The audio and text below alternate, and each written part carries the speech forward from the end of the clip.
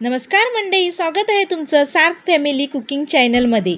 साबुदाणा वडा खायचा तर आहे, पण तळलेल्या तेलकट पदार्थाचा कंटाळा आलाय। मग या आषाढी एकादशीला साबुदाणा न तळता फक्त 1 चमचा तेलात बनवा कच्च्या बटाट्यापासून हा गरमागरम आणि कुरकुरीत असा नवीन नाश्ता। चला तर मग वेळ न घालवता आपण रेसिपीला सुरुवात करूया। हा नाश्ता बनवण्यासाठी इथे मी 1 वाटी साबुदाणा आणि 1 वाटी भगर 2 तास अगोदरच पाण्यात छान एकत्र भिजवून घेतली होती।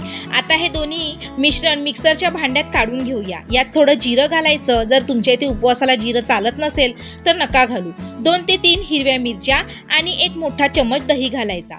आता यात पाणी न घालता किंवा गरज पडल्यास अगदी थोडासा पाणी घालून मस्त हे बारीक वाटून घ्यायचं। हे बघा, अशा प्रकारे दाटसर वाटून झालं पाहिजे।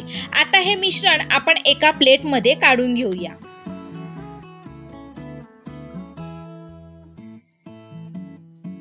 आता या तयार केलेल्या पिठामध्ये आपण घालणार आहोत कच्चं बटाटं। छान असं खिसून आपण ह्यामध्ये हे कच्चं बटाटा घालणार आहोत। कच्च्या बटाट्यामुळे या वड्याला अप्रतिम चव आणि छान क्रिस्पीपणा येतो। सोबतच जाईल भरपूर सारा बारीक केलेला खमंग शेंगदाण्याचा कूट आणि चवीप्रमाणे सेंदा मीठ म्हणजेच उपवासाचं मीठ। आता हे सर्व साहित्य हाताने व्यवस्थित एकजीव करून घेऊया। आता गॅसवर नॉनस्टिक पॅन किंवा तवा गरम करायला ठेवायचा आणि त्यावर थोडं तेल किंवा तूप सोडून पसरवून घ्यायचं आणि मिश्रणाचा छोटा छोटा गोळा करून घ्यायचा आणि असा तव्यावरती चपटा वडा तो थापून घ्यायचा आणि मग गॅस मंद ठेवायचा आणि यावर 5 मिनिटासाठी झाकण ठेवून वाफेवरती चांगलं हे शिजवून घ्यायचं।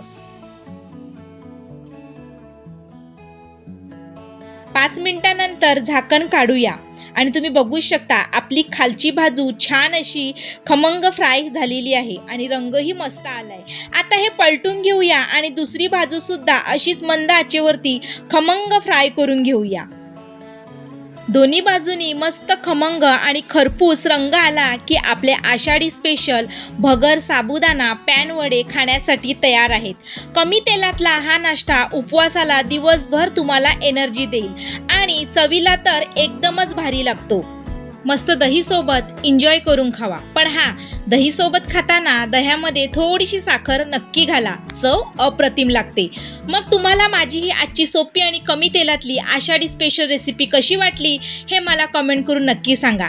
रेसिपी आवडली असेल तर व्हिडिओला 1 लाईक नक्की करा।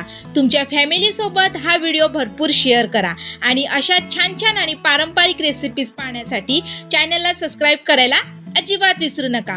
पुन्हा भेटू अशा एका नवीन रेसिपीसह, तोपर्यंत धन्यवाद।